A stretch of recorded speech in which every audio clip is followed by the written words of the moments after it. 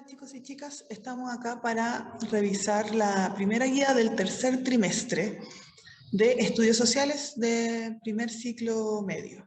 Los objetivos son caracterizar el fenómeno conocido como la cuestión social y conocer las demandas de la clase trabajadora y las formas de movilización durante el siglo XIX. En la guía anterior vimos cómo Chile había anexado los territorios de la Araucanía y también Arica y Antofagasta, que es donde principalmente se encuentran las salitreras. Por lo tanto, el Estado está recaudando muchos impuestos con la venta del salitre. Pero esto no se ve reflejado en las condiciones de vida de toda la población.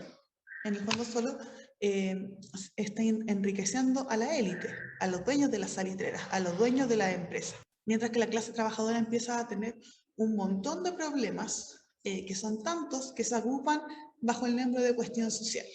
Entonces podemos definir cuestión social como todas las consecuencias sociales, laborales, ideológicas de la industrialización y la urbanización. Esta clase asalariada además empieza a organizarse y empieza a exigir demanda y a manifestarse para que el Estado se haga cargo de todos estos problemas.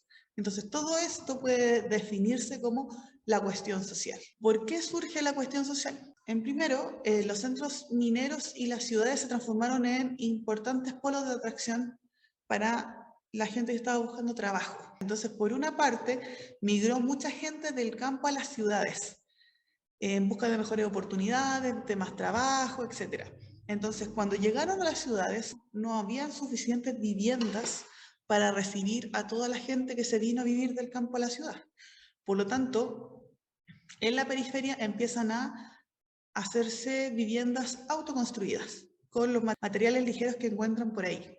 Y estas áreas urbanas nuevas que aparecen son barrios sin planificación, que no tienen alcantarillado ni agua potable, por lo tanto, no tienen la infraestructura que nosotros conocemos como casa, entonces no tenían ventanas con vidrios, por lo tanto no se ventilaban bien.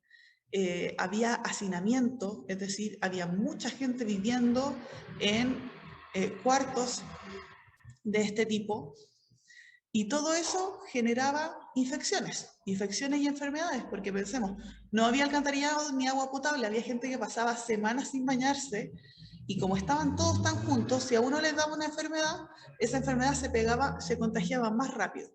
Entonces había muchas enfermedades, muchas infecciones y una alta tasa de mortalidad. La gente se moría muchísimo. Esos eran los problemas de vivienda que se tenían, pero además los trabajos tenían salarios miserables, no tenían seguro laboral, seguro médico.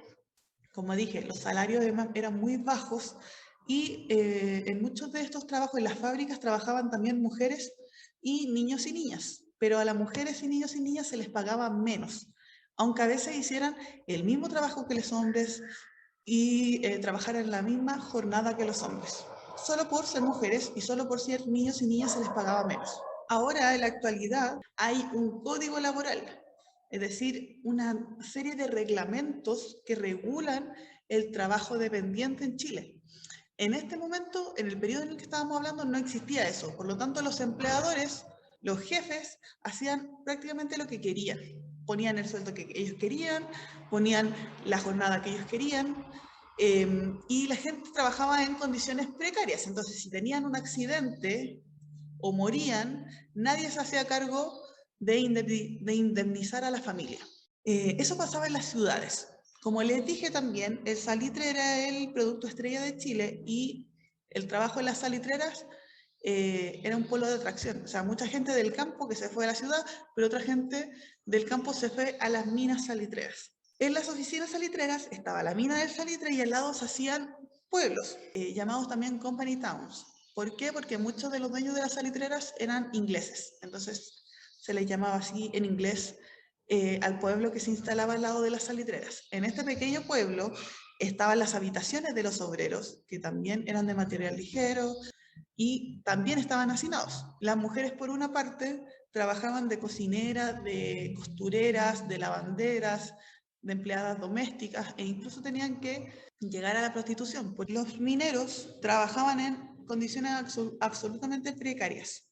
Lo mismo que en las ciudades, solo que trabajar en la mina era incluso aún más peligroso, porque no les entregaban ningún tipo de herramienta ni vestimenta para enfrentar el trabajo de la mina, y si se morían o si tenían un accidente, nuevamente nadie los indemnizaba. En las salitreras mandaba el dueño de las salitreras.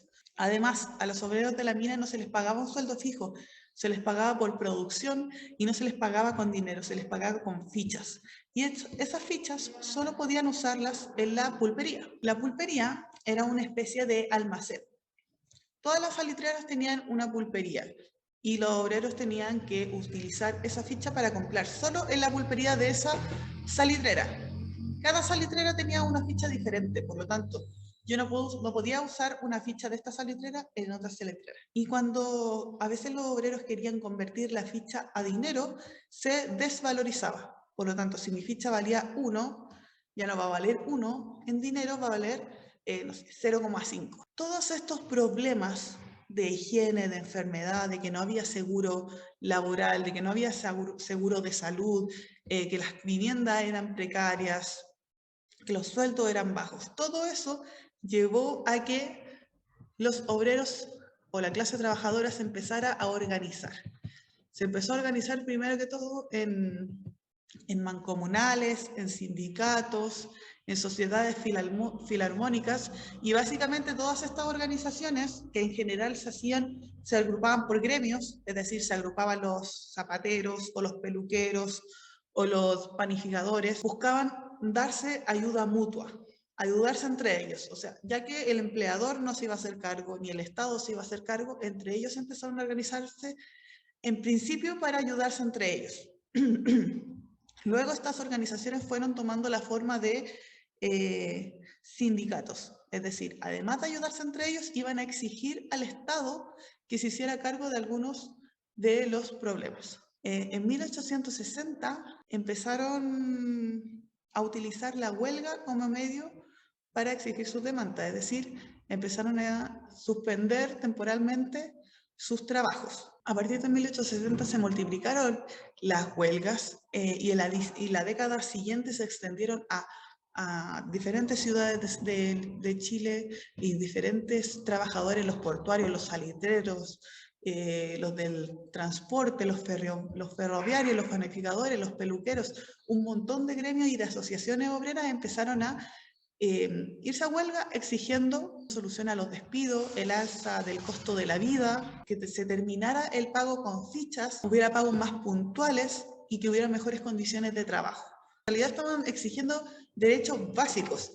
¿Y cómo respondió el Estado a esto? Con y de más relevancia fue lo que ocurrió en Iquique. Los trabajadores de la salitrera de la provincia de Tarapacá fueron a huelga. Ya estaban exigiendo el fin de la ficha salario, la eliminación de los descuentos en el cambio de las fichas por dinero en efectivo, la libertad de comercio y la existencia de una medida confiable en los pesajes de los bienes de la pulpería, ¿ya? Porque ellos decían que cuando iban a la pulpería y pedían 1 kilo de harina, les daban menos de 1 kilo. Entonces, estaban exigiendo esas cosas cuando los obreros junto a sus familias se fueron a concentrar en el patio de la Escuela Santa María de Iquique. Y el oficial Renato Silva Renard y el intendente de Iquique, que se llamaba Carlos Eastman, enviaron al ejército y el ejército los acribilló a todos. No solo a los obreros, a sus familias también, porque estaban los obreros con sus familias. Entonces después el Estado dijo que eran como 500 personas que habían matado, pero en realidad los historiadores y las historiadoras todavía no se pueden poner de acuerdo en la cifra, pero creen que fueron más de 2000 personas las que fueron asesinadas y masacradas durante esa huelga. Ahora, después de que ocurrió esto en la Escuela Santa María de Iquique, el Estado tuvo que por fin reconocer la existencia de la cuestión social, porque hasta ese momento como que no había reconocido que existían realmente estos problemas. Bajaron un poco las movilizaciones después de lo que ocurrió en Iquique, pero entre 1917 y 1921 se retomaron las huelgas, porque subieron el precio de los alimentos. Entonces ahí ya la gente no tenía solo malas condiciones de vida ni de trabajo, ahora la gente literal se estaba muriendo de hambre. ¿Cómo respondió el Estado? Decretando estado de sitio. El estado de sitio es cuando se suspenden los derechos constitucionales y se da poder al ejército, a los militares, para que hagan lo que ellos estimen conveniente para mantener el orden. Entonces, ya los trabajadores estaban exigiendo que se creara un código del trabajo y que se solucionaran finalmente las cosas que estaban exigiendo, que en realidad eran derechos básicos. En 1920, Arturo Alessandri inicia su candidatura, se paraba en las plazas y le hablaba a las clases populares.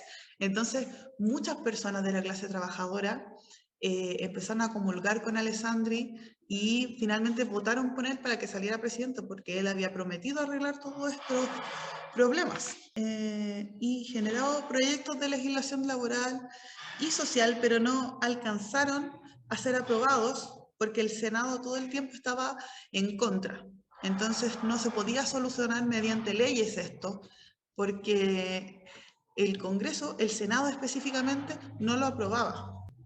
Entonces, cuando ustedes vayan a la guía, le van a salir preguntas que están ahí mismo en la guía literal, que es la cuestión social, menciona al menos 3 problemas respecto a la condición de vida que enfrenta la clase trabajadora. Luego, en la 3, por ejemplo, dice que pienses en las condiciones de vida de la clase trabajadora del siglo XIX y si crees que esos problemas se han solucionado en la actualidad. Estamos hablando de problemas como el tema de las viviendas, del hacinamiento, de los salarios, de las condiciones laborales, quizás la jornada laboral. Trata de llevarlo a la actualidad y hacer una especie de comparación o mención a si esos problemas continúan o se han solucionado.